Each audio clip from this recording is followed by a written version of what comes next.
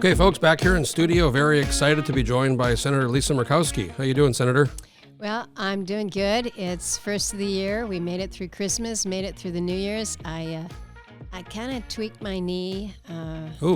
Going down. Of course, it's always the last run of the day. And when you're skiing with your son, who's a former racer, and we say just one more run on Style Hung was not a good idea. So I ended up going down in the toboggan. But I'm walking. Oh, really? Yeah. I'm doing. This was okay. recently? Yeah. Was this reported or?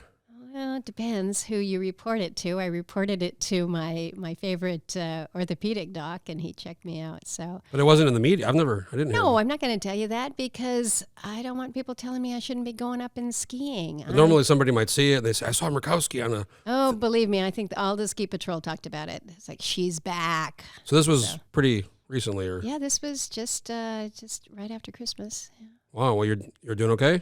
Yeah, you know what? What doesn't kill you makes you stronger.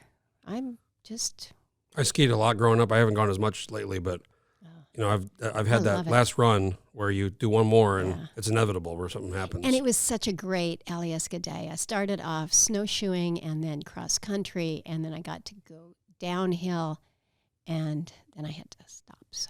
So are you on a ski break or? I'm just going to take a couple weeks off. Just Nice. let it get better.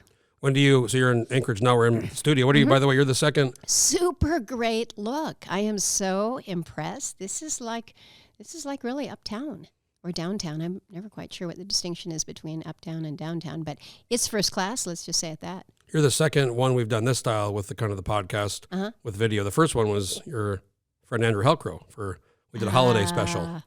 Andrew has so much to say and is such a good friend of mine. You know, we served together in the legislature, started out together, and in fact, I just had a chance to catch up with him yesterday too. But still has good, strong vision for Alaska and for Anchorage. He does have a lot to say. He does have a lot to say. No shortage of things to say.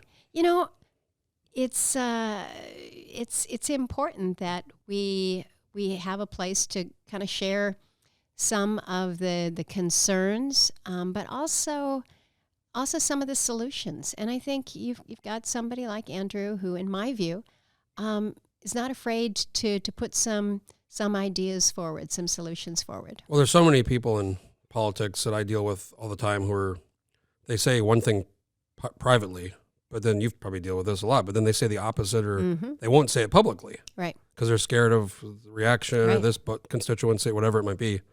So, well, I do want to talk to you about, it's January 7th, so it's 1 year since January 6th, and I don't want to go into, we talked about that on our last podcast a while back about what happened, but I do want to ask you about, there's been, I think, some downplaying of this by some Republicans. I mean, Ted Cruz today was on Tucker Carlson. He referred to the people who, attacked the police as domestic terrorists, and he went on Tucker Carlson to more or less walk it back and say, it was just the people who attacked, but everybody else were kind of fine. They were patriots. And then you have this commission in the House I want to ask you about, and just several people who kind of downplay it as no big deal. And I think to you it was a big deal. It was a big deal. It was an attack on our Capitol. When you have rioters storming through the Capitol, desecrating the property, chanting, "Hang Mike Pence." When you have the violence that we saw, I mean, you can't undo that. You can't erase it. You can't say that didn't happen, or if it did happen, it wasn't really intended, and so therefore it wasn't that bad. The passage of time can kind of soften things, but the facts still remain the facts. There was an effort. There was a concentrated effort, and we're learning more day by day through this commission. I wish it had been a commission that was wholly sanctioned by the whole Congress rather than just a majority of Democrats. But we're learning more and more that this was a concerted effort to thwart an election. Well, I don't know if you saw Frontline just came out with a 2-hour special on it, and some of going back in time and tracing some of the groups. Yeah, this was not just kind of spontaneous combustion down at the area where the president was speaking. This was look at what we are now learning about what was put in place, and that's why I supported an actual commission to be stood up, because we need to understand what not only happened on that day, but what happened before January 6th, what led up to that, what took place, because what we cannot have is a repeat of what we saw on January 6th. So Liz Cheney was on the Daily podcast recently, and they talked about they couldn't get the full congressional commission, so the House did one, and then they were going to have it even with representation, but then a few of the Republicans, I guess they didn't want because maybe I think they were afraid of repercussion. So then now it's this committee with mostly Democrats. Yeah. And is a concern going to be, well, now it's more partisan, more politics, and nobody's going to really... It almost defeats the purpose of the investigation, because you have those who said, we don't want to have a commission because there are committees that can do this, there are others that can do this, so this is just duplicative. We don't need it. Well, you didn't go ahead with an independent commission like we did after 9/11. You went ahead with what they could do, which is, unfortunately, a primarily partisan effort. So when that report comes out, and as we're seeing it unfold, you're seeing the criticism from the right saying, "Oh, well, it's just a partisan witch hunt." Well, we could have kept it from being so if we had taken, I think, the responsible step, which would have been an independent commission. What do you think? So after it happened, Ted Cruz, Lindsey Graham, Mitch McConnell, many other Republicans spoke pretty hard against what happened. Mm-hmm. And it seemed like that was kind of the narrative. And then Ken McCarty went to Mar-a-Lago and I think kind of maybe rehabilitated or kind of put Trump back into the mix. And then now it's a very different narrative. I mean, what do you think about that? You know what? The facts remain the facts. And we were all there.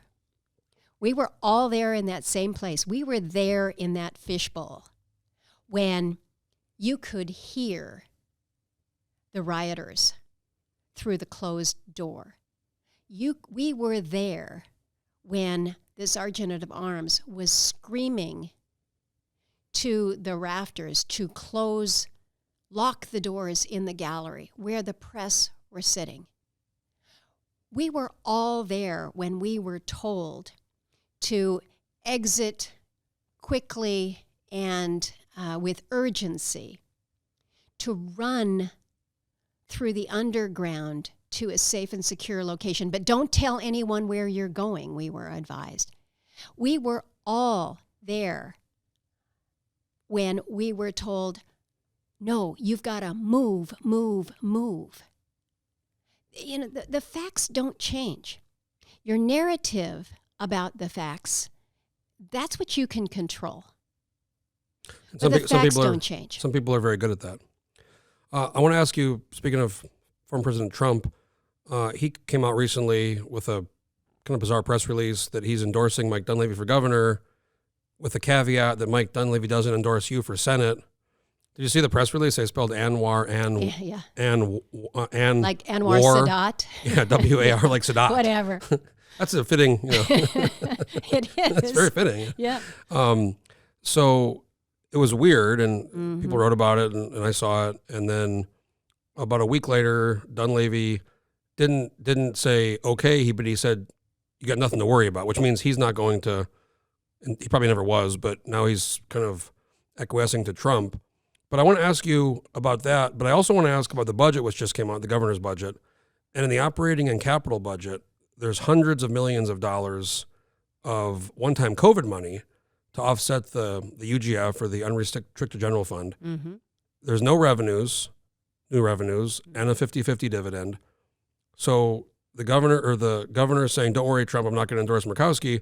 But then his budget reflects a lot of money that I would say is fair to say you helped secure. Yep.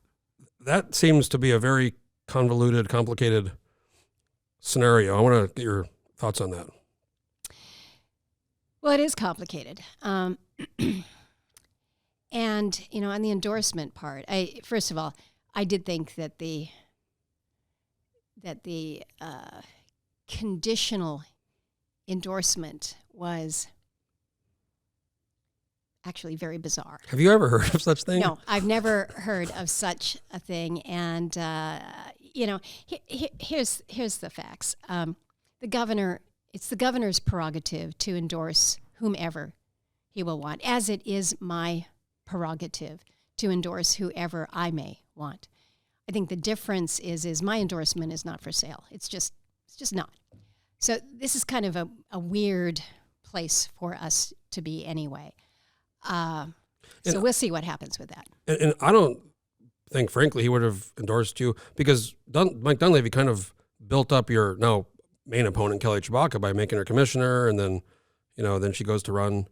And now she's having this fundraiser with Trump. So I guess you have to work with the governor, but I mean, it must be awkward. Well, and I do have to work with the governor and have done so and will continue to do so.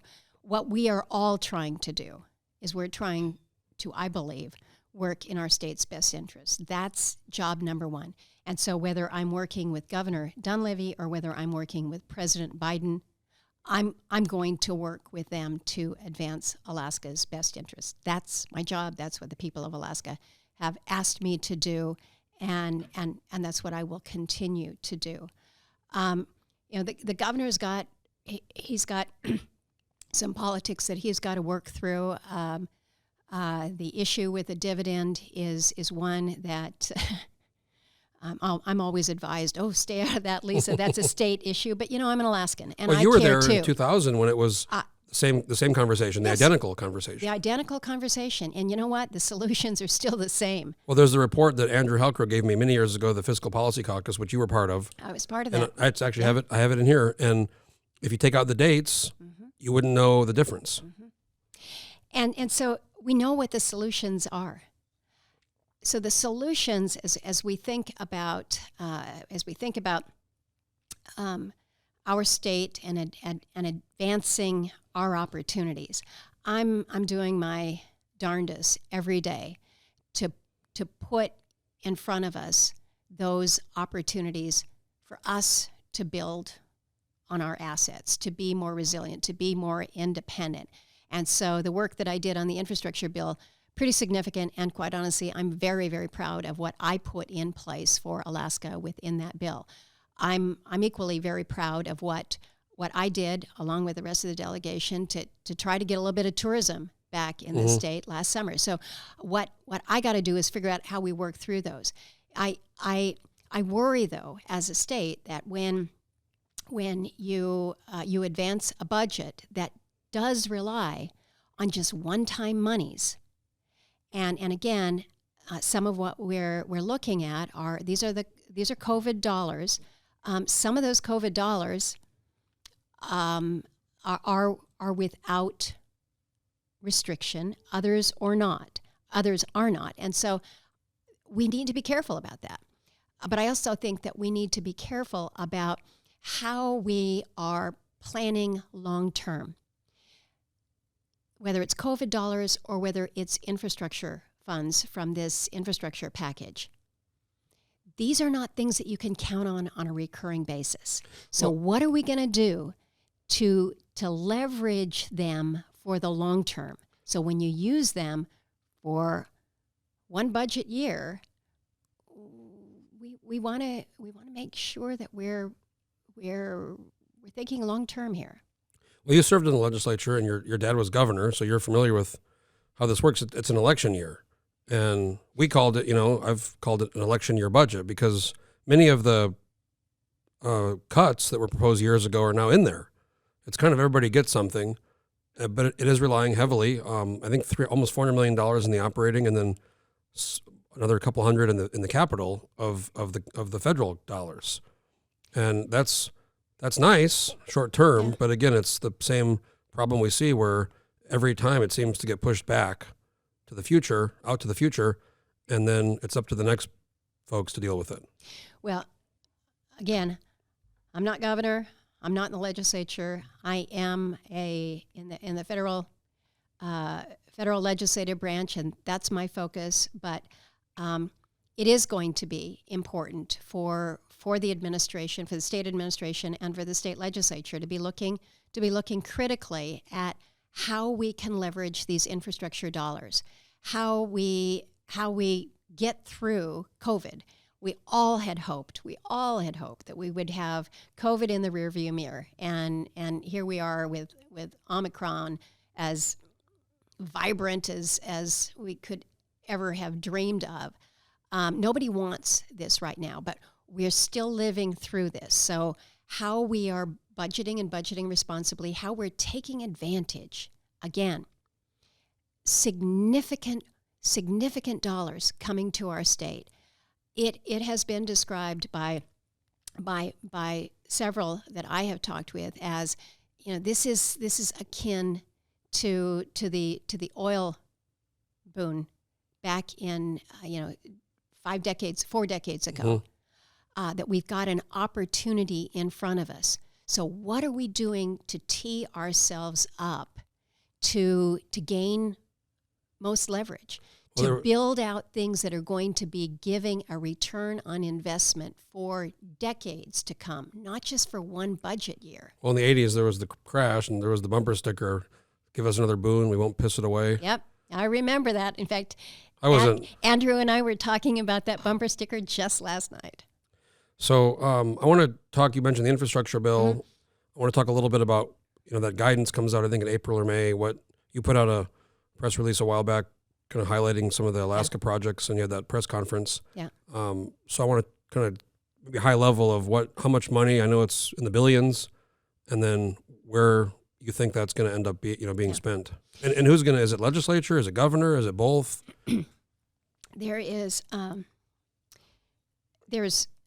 not only guidance that's going to be coming out, which I think is going to be highly anticipated, but I think it's important for people to understand that some of this funding is coming to us through formula dollars. So we know as a state what we might be able to anticipate. We know what the process is. But there's a lot of this that comes through grant, and therefore you've got to make application. And this is where I keep urging Alaskans. I keep talking to the community saying, we got to be competitive in this. And you have to remember that, as with many federal dollars, they do not come completely strings unattached. Oftentimes, these will require matching grant. So as you as a community are looking at those projects that are going to be a priority, and you think, there's an opportunity for us, whether it is within transportation or whether it is within what we might be able to do with broadband or water and wastewater. But in order for us to receive this grant, we know that we have to kick in, say, $750,000. Mm-hmm. What if we don't have it? What if we haven't budgeted? Well, some people we need to be thinking about that proactively. Some people have brought up, the money's great, but then what's the long-term maintenance cost of that money and maintaining it? I want to ask you, there's a lot of money. There's, with TARP, more than 10 years ago, 12 years ago, it was in the hundreds of billions. Now we're in the trillions, and it keeps coming. I don't know if you remember, but in March of 20, the CARES Act got going, and there was a phone call with you and Senator Sullivan and the media. And at the time, I asked you about inflation. Yep. And this is almost 2 years ago, and you were concerned about it. We're at a 40-year high in inflation. Things like vehicles and other things are up huge. Yep. If you can get them. If you can find them. I mean, people are now almost buying, used cars to hold the money, because they're going up so fast. I interviewed my friend Paul Johnson. He's the economics chair at UAA. my old professor, and we talked a lot about this. It's one of the things, no matter what the government says, we all know things cost more. And what do you think the long-term, we don't want to go back to the 70s or 80s when you have 20% interest rates, but there's so much more money.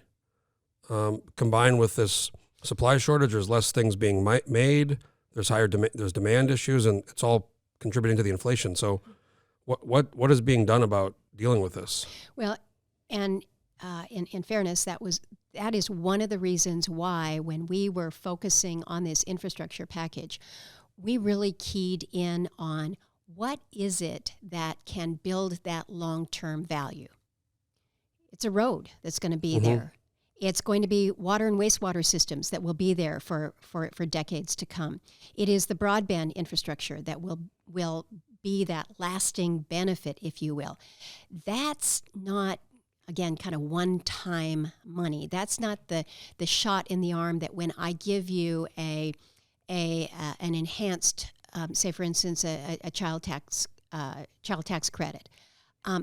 There's a difference between that, because what we focused on was making sure that we were not going to be contributing to inflationary pressure. The Build Back Better, that's what I was going to bring up. Which is it's still out there. It's kind of on pause right now as the Democrats figure out if there is a way to get Joe Manchin to turn around on this. My hope is that he stays true to what he has said, that this doesn't make sense for the people of West Virginia, and he's very concerned about the inflationary aspect of it, and he wants there to be kind of truth in budgeting. Don't get me wrong, there are pieces of Build Back Better that are good, they're solid, there's some things that I think we can work on. But as a whole, what you're talking about is somewhere in the range between $3 and $4.5, maybe more $trillion additionally to everything else that has been spent. And again, keep in mind, this is not necessarily spending on something that is going to be there for the next 10, 20, 30, 50 years. This is a payment that goes out today for a family to go out and buy more of something that is not on the shelves right now because you've got short supply because of your supply chain issues. So if you want to look to things that will only increase inflationary pressure, the Build Back Better is a real liability in that sense. Well, you got ahead of me because that was my next topic. So I wanted to ask you about Joe Manchin. So all the Republicans have said they're against it. The Democrats had 50 with Vice President Harris could break the vote. Mm-hmm. He's come out and did the interview and said no. What's your relationship with Joe Manchin? How well do you know him? And do you guys talk about this? And then what do you think is going to end up in this next session coming up? Yeah, well, Joe Manchin is a friend of mine. I got to know him very well when I was chairman of the Energy Committee, and he was my ranking member. We've traveled together. He's come to Alaska. I've gone to West Virginia. Our states are very similar in that they're very much resource-based. We have populations that are vulnerable populations that have some of the highest poverty levels in the country. So there's a lot that we can relate to from policy perspective.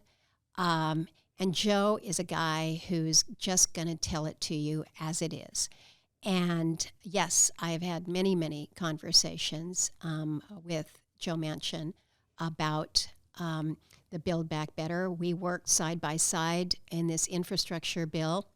He was one of our group of 10.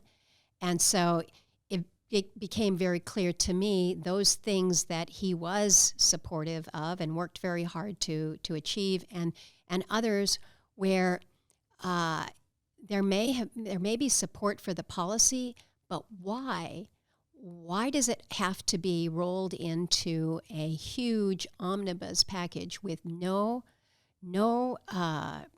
process through any committee, no in his, I don't mean to put words in anybody else's mouth, but he was very concerned about the fact that there were budget gimmicks that he felt were being played, that it wasn't truth in accounting, that they were putting a program in place, and in order to get the cost down, we're saying we're just going to have it in place for a year, knowing full well that once you get it in, you're going to be paying for it for the next 10 years. And he says, we got to be honest about that. Very hard to get rid of a Very hard to get rid of program. that. And so he was just talking, in my view, he was talking truth to what he saw.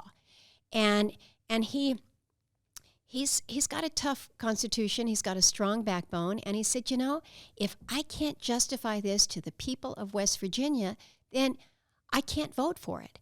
And he was pretty direct. There was no wink and a nod and saying something to one side and then not the other. He's been pretty upfront. I think that Joe Biden has given us a gift I've said that again. I think Joe Manchin is giving us a gift when he said, this is not what needs to pass into law.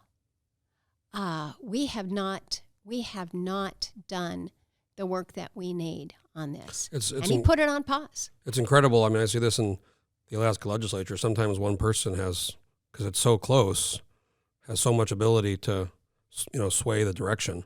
Well, keep in mind, we talk about the majorities and the minorities all the time. That's how it's divided in the Senate. That's how it's divided in the Congress. The Democrats have a majority, not because they have more senators. They have a majority because they have the vice president. But it's 50-50 in the Senate. Mm-hmm. It's 50-50. So that's the thing I wanted to ask you is, I think it's no secret the Republican Party is very divided, and that gets talked about a lot. But the Democratic Party is also very divided. Very divided. And, you have kind of Alexandra Ocasio-Cortez, and I guess it's the squad, in the House, and you have some more, Manchin and maybe Kristen Sinema and other people, and you have a very progressive wing, and you have a very maybe more moderate wing, and that's manifesting itself in the party. And Joe Biden, you were in the Senate with him. What do you think? How is he? He seems to be in a very difficult position because he got elected with all the Democrats kind of coming to the table, but now the very progressive ones are very loud. Right. And they're putting huge pressure on him. And he doesn't strike me as, he was very good friends with Ted Stevens. He came here when Ted Stevens died. Yeah. He gave an extraordinary eulogy for Ted. He's not, if you look back and watch his stuff from the past, he's not a kind of hardcore progressive person. Well, I do think that your assessment is on track. I think there is a wing of the Democratic Party, a progressive wing that is not only applying a lot of pressure, but is very, very vocal and being heard within the White House. And I think we see the implications of that in a state like Alaska, where we're a resource rich, we're a resource producing state, and so what we have seen is pressure to shut down resource production in this country by those who believe that in order to address climate change, the only way to do it is just keep everything in the ground, which is not the only way to address climate change. In fact, it is a sure way to destroy your economy, your nation's economy. And I think the Biden administration is in a really bad spot right now with how they're going to govern a country and lead it to economic prosperity if they're going to listen to the progressive voices that say you have to shut it down. Because if you shut down resource activity, resource production, we We are so vulnerable. We're screwed in Alaska. We at are least. so vulnerable as a nation. Alaska is screwed, yes, but we're so vulnerable as a nation. Think about how our energy wealth has protected us. It's not only helped with jobs and an economy, but it has allowed us to be that global leader when it comes to how we're able to share our oil wealth, our gas wealth, our mineral wealth. Well, as soon as you start choking that off, we not only can't share it with our friends and allies, but we then have to go hat in hand to countries that we don't like. We have doubled the volume of oil that comes in from Russia since Biden took office. We got to get it from somewhere. Well, no, we should be getting it from Alaska, not the guys 57 miles away from us here. It's not been so long ago that we were exporting, net exporter. It's funny. I feel like you stole my notes because I didn't peek at your notes. I promise. You segued in again to I want to ask you about the energy in Alaska and, for example, the Willow. That decision on Willow and Conoco's having to deal with that. There's this oil search, and now I guess Santos, which oddly enough, I lived in Darwin, Australia for 3 months, and Santos is big in Australia, and they were kind of like the Conoco here. They're very involved. They're they're supporting all kinds of things in the arts. So, but the administration is not nearly as friendly to Alaska as we've seen with Trump administration or previous administrations. What is that outlook for our federal energy projects, where we're seeing a big curtailment of advancement of things that could put a lot of oil in the pipeline? Well, I think what needs to be impressed and reinforced is that a project like Willow, a project that has been underway not only for years, but through successive administrations. The Willow project began in the Clinton administration, and it worked its way through the Obama administration and the Trump administration, and now it's in the Biden administration. So long. It's so long, but think about it. Think about the history of the National Petroleum Reserve Alaska itself, that was designated specific and separate from the rest of the coastal plain for oil and gas development. And then you had, again, successive administrations moving this through the process to where we are today. Now, I have been following this and bird dogging this and making sure that every single person in the administration knows that Willow must be a priority.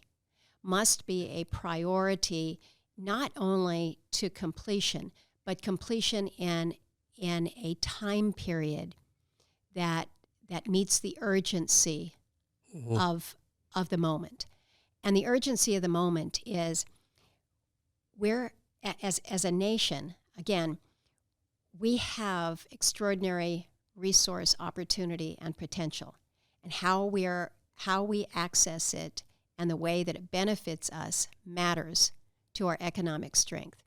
We cannot be in a position in Alaska where, with the resources that we have, we cannot proceed to development within the NPRA following the level of review and regulatory compliance that the companies have gone through to get us to where we are now.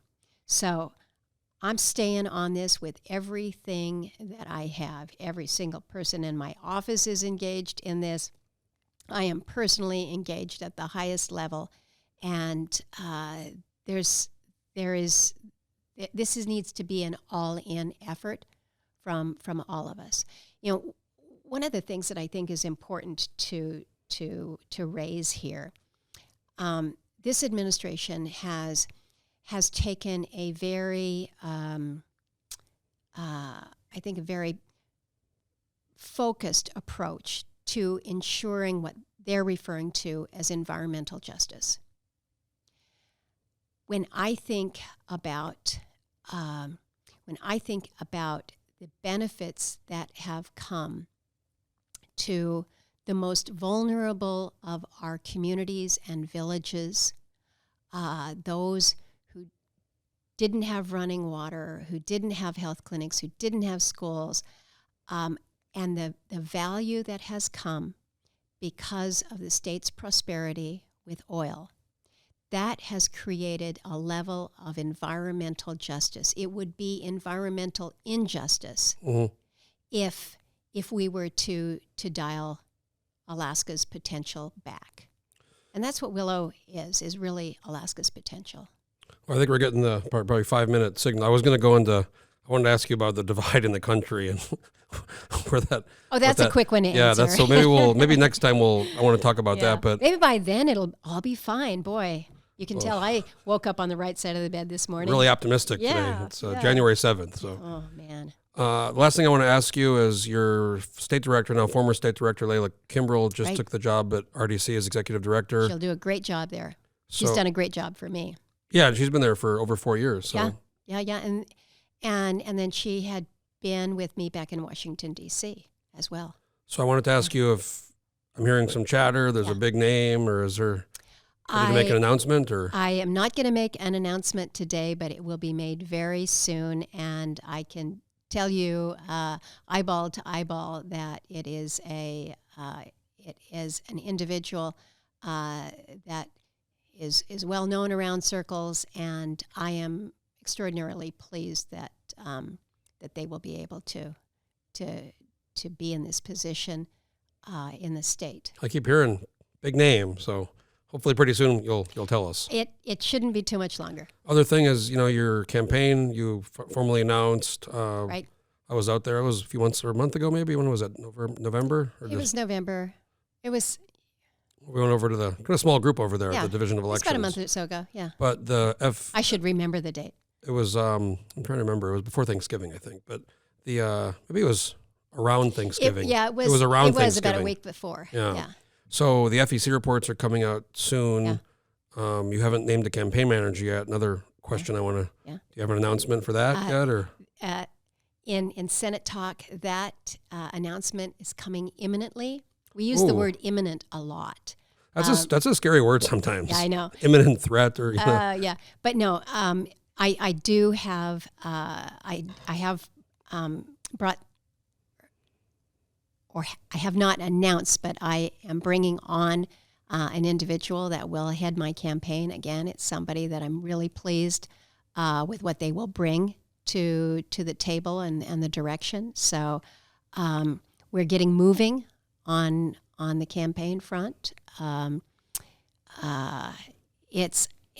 said before, I think that people get really tired of campaigns that seem to go on forever and ever and ever, and that's why I wanted to defer for a while before I made my official announcement. I figure a full year out is plenty of time, and so we're starting to get geared up. But I am very cognizant that these campaigns seem to go on forever.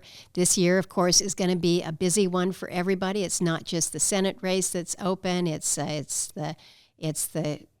our congressional seat. It's the governor. It's just about every legislator given redistricting. So it's going to be a busy year. It's funny if that all holds. I know there's some legal challenges, but the only person not up is Donnie Olson, who How did he draw that lucky straw? Well, I went back and checked. In 2002 redistricting, he was also the only person. No kidding. Yes, yeah.